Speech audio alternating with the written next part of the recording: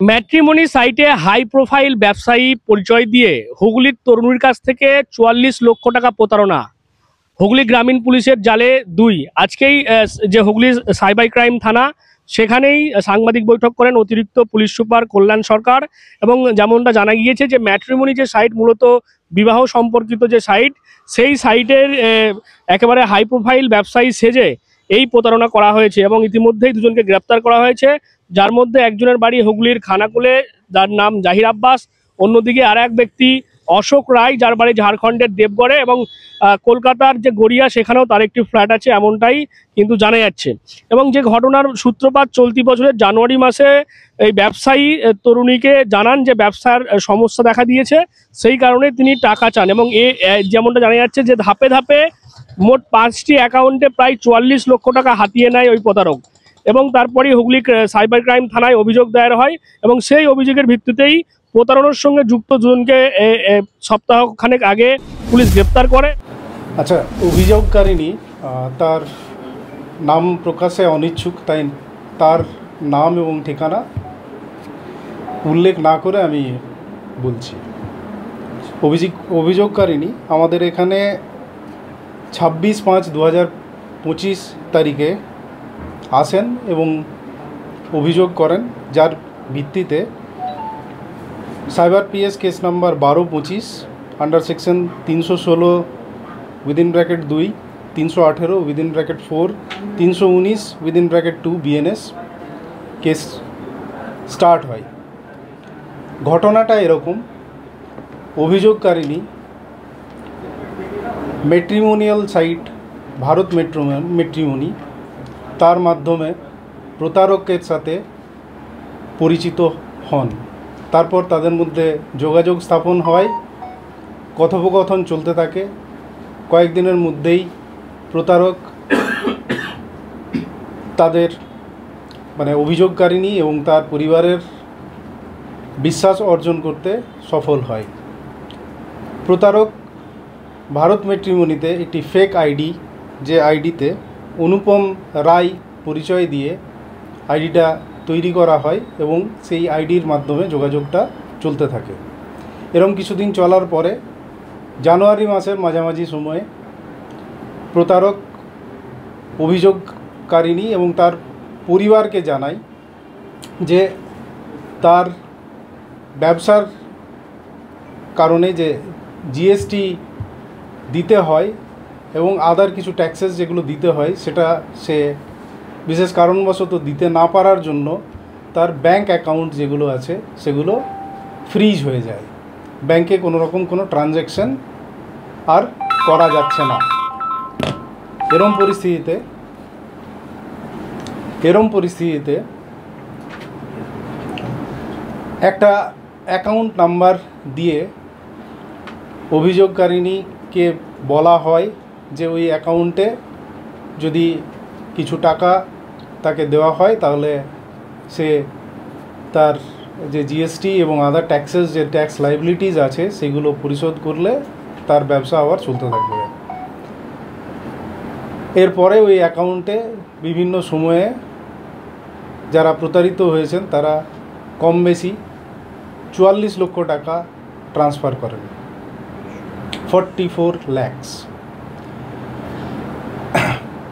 আমরা তদন্ত শুরু করি।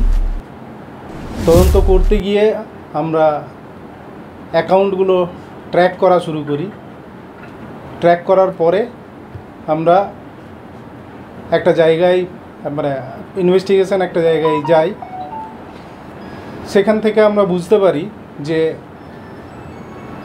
যে আইডির মাধ্যমে যোগাযোগ স্থাপন করা হয়েছিল সেই আইডিটা ফেক। কারণ কিছুদিনের মধ্যেই ওই আইডিটা প্রতারক ভারত ম্যাট্রিমনি থেকে ডিলিট করে দেয়। মজার বিষয় হচ্ছে যে আইডিটা করা হয়, এখনও অবধি আমরা যেটা বুঝতে পারছি, কারণ আমরা বটম আপ ইনভেস্টিগেশনে প্রসেসে একটা লেভেল অবধি পৌঁছাতে পেরেছি। যেহেতু ইনভেস্টিগেশন চলছে, আরও কাউকে পাবো কিনা সেটা ভবিষ্যতে আমরা বুঝতে পারবো। এখনও অবধি যা পেয়েছি তাতে যিনি মাস্টারমাইন্ড আছেন তিনি নিজেকে চালের ব্যবসায়ী পরিচয় দিয়ে যে আইডি থেকে উনি মানে যোগাযোগটা স্থাপন করেছিলেন তার রেসপেক্টে যখন তার সাথে ভয়েস কল মানে ফোন কল এস্টাবলিশ হয় তখন তিনি তার পরিচয় মানে একটা পরিচয় দেন, যেটা আমি তদন্তের স্বার্থে এই মুহূর্তে বলছি না নাম এবং পার্টিকুলার্স, কিন্তু তার ব্যবসাতে তিনি বলেন যে তিনি একজন চালের ব্যবসায়ী এবং বিভিন্ন সময় তিনি তার ম্যানেজারের সঙ্গেও এই পরিবারের কথাবার্তা করান। যে দুজনকে ম্যানেজার পরিচয় দেওয়া হয়েছিল আমরা তাদেরকে অ্যারেস্ট করতে পেরেছি, তারা আপনাদের সামনে আছেন।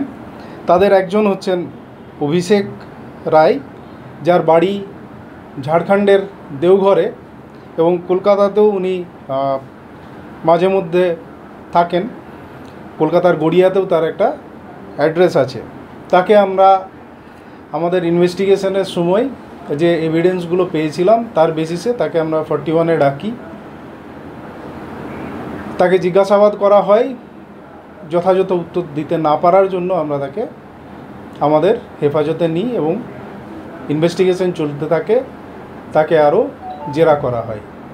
জেরার পরে জেরার ফলে যেটা জানা যায় যে আরেকজন যিনি ম্যানেজার পরিচয়ে কথাবার্তা বাড়ি হোক কিংবা অফিস, কিচেন হোক কিংবা বাথরুম, সবকিছুই মনের মতো করে সাজাতে আজই আসুন আল আমিন মার্বেল হাউস। এখানে নামি দামি এবং গুণগত সম্পন্ন মানের টাইলস, মার্বেল এবং গ্রানাইটে রয়েছে প্রচুর সম্ভার। আমাদের ঠিকানা আল আমিন মার্বেল হাউস, গ্রাম মুকুন্দপুর, পোস্ট মশাট, জেলা হুগলি, পিনকোড 712701। আমাদের কন্ট্যাক্ট নাম্বার 7319093272, এছাড়া 7063845499। বলতেন অভিযোগকারিণী এবং তার ফ্যামিলির সঙ্গে তার পরিচয়ও আমরা জানতে পারি এবং 9th এবং 10th জুলাইয়ের ইন্টারমিটেন্ট নাইটে আমরা তাকে খানাকুল থেকে অ্যারেস্ট করি। দ্বিতীয় ব্যক্তি যাকে আমরা অ্যারেস্ট করি তার নাম জাহির আব্বাস, তিনিও ম্যানেজার পরিচয় দিয়ে অভিযোগকারিণী এবং তার পরিবারের সঙ্গে কথাবার্তা বলতেন। মাঝখানে একটা জিনিস যেটা যে এই টাকার যে ট্রানজ্যাকশান হয়েছিল তাতে যাদেরকে আমরা অ্যারেস্ট করেছি তাদের অ্যাকাউন্টের ট্রানজ্যাকশানটা রিলেশনশিপটা আমরা এস্টাবলিশ করতে পেরেছি। 32 লাখ প্রথমে যার অ্যাকাউন্ট থেকে যায় তার অ্যাকাউন্ট থেকে অন্য আরও 2-3টে অ্যাকাউন্টে চলে গেছে। আমরা এখনও অবধি যেটা পেয়েছি 5টা অ্যাকাউন্ট আমাদের জোন অফ কনসিডারেশনের মধ্যে আছে বা ইনভেস্টিগেশনে, আর বাকি আরও এখন ইনভেস্টিগেশন চলছে।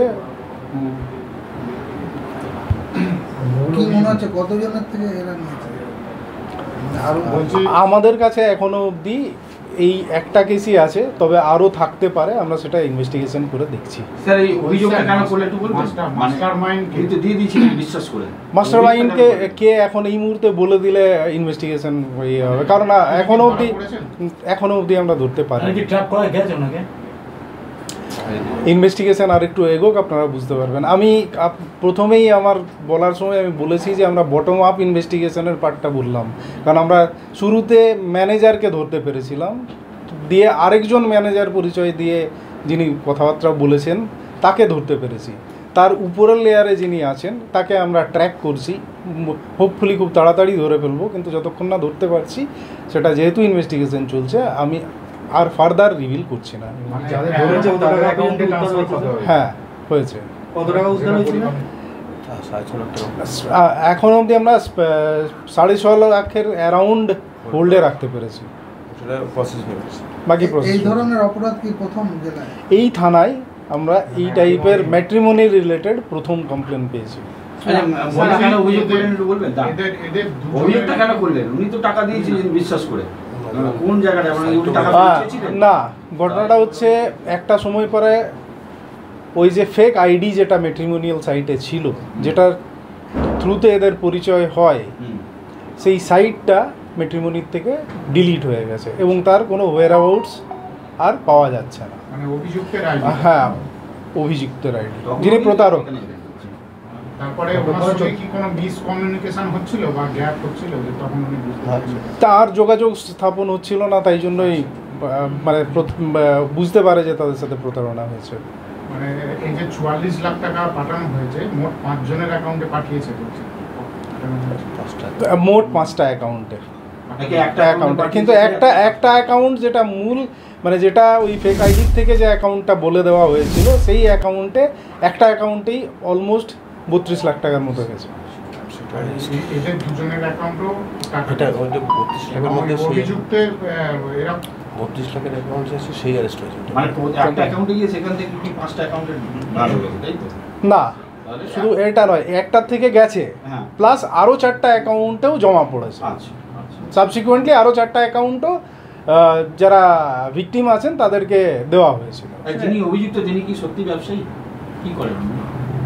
একটু ইনভেস্টিগেশনটা চলুন। ম্যানেজার বলছেন, ম্যানেজার মানে নিশ্চয়ই তিনি কোনো মানে ম্যানেজার পরিচয় দেখুন, বলছেন। যিনি ফেক আইডি করেছেন এবং যে প্রসেসে উনি প্রতারণাটা করছিলেন সেই সময় নিজেকে ব্যবসায়ী পরিচয় দেওয়া এবং সেই ব্যবসায়ী কত বড় ব্যবসায়ী যে তার দুজন ম্যানেজার আছে সেইটা একটা ইমপারসোনেশনের একটা জায়গা তৈরি হয়।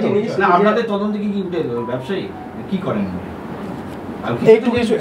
একটু কিছুদিন ওয়েট করুন, কারণ এখনো আমরা অ্যারেস্ট করতে পারিনি, যখন তখন আমাদের আর রিভিল করাটা ঠিক হবে। জিএসটির জন্য জিএসটি করতে হবে বলে বলছে, 42 লক্ষ টাকা তখন অভিযোগের সন্দেহ হলো না যে জিএসটি করতে একটা ব্যবসায়ী 42 লক্ষ টাকা লাগবে? দেখুন, একজন মানুষ প্রতারিত কিভাবে হন তার সাইকোলজিক্যাল ব্যাপারটা আমরা কি করে বলতে পারবো। তিনি ভাবার আছে যে 42 লক্ষ টাকা দিচ্ছে।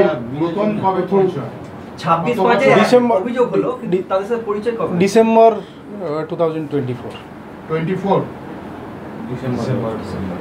আর ফার্স্ট ট্রানজাকশন মোটামুটি কবে?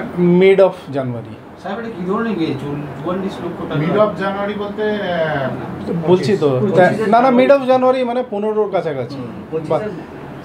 আমাদের কাছে রেকর্ডেড আছে 13, যেটা বলেছে সেটা হচ্ছে 13 জানুয়ারি। আমি বলছি তার মানে 1 মাস পর থেকে, 1 মাস পর থেকে। 1 মাস পর থেকে টাকা নেই। 5টা এটা এক্স্যাক্টলি নয়, অনেকগুলো অনেকটা আছে। মানে ডিফারেন্ট বেশ কয়েকটা অ্যাকাউন্টে উনি ট্রান্সফার করেছেন। স্যার এখনো পর্যন্ত কি কি উদ্ধার হয়েছে? আমরা 3খানা মোবাইল উদ্ধার করতে পেরেছি, ব্যাংক অ্যাকাউন্ট কিছু আমরা সিএ করার জন্য মানে ফ্রিজ করার জন্য প্রেয়ার দিয়েছি, একটা পাসবুক আমরা পেয়েছি, 2টো এটিএম কার্ড পেয়েছি। 6.5 লক্ষ টাকা ফ্রিজ হয়েছে। এখন অবধি 6.5 লক্ষ আমরা ফ্রিজ করতে পেরেছি। মানে এখনো আছে, বাকি টাকা অন্য জায়গায় ট্রান্সফার করা বা সেগুলো প্রসেস চলছে। বলছি যাদের দুজনকে অ্যারেস্ট করেছেন এদের এমনি সমাজের পরিস্থিতি কি, মানে এরা কি হিসেবে মানে এর আগে কোনো ক্রিমিনাল রেকর্ড আছে এদের? আমরা ওগুলো খতিয়ে দেখছি, ঠিক আছে। আর লাস্ট যাকে ধরেছেন বললেন খানাকুল থেকে, তারিখটা কত? 9 আর 10-এর ইন্টারমিডিয়েট নাইট, মানে 9 তারিখ রাত 12টা আর 10 তারিখ এর মাঝখানে। ওই এটা এক্সাক্ট টাইমটা আমার ইয়ে নেই, বাট যাতে কনফিউশন না হয়, আজকে 11 তারিখ 10 তারিখ না। হ্যাঁ, অভিষেককে দায় দেওয়া থেকে অভিষেক রায়, একটা অভিষেক রায়কে আমরা এখান থেকে আমি বলেছি 41-এ নোটিশ করে হ্যাঁ জিজ্ঞাসাবাদে কথাবার্তা অসঙ্গতি। কার অ্যাকাউন্টে 32 টাকা গেছে? এটা যেটা দেওয়া ছিল সেটা অভিষেক রায়।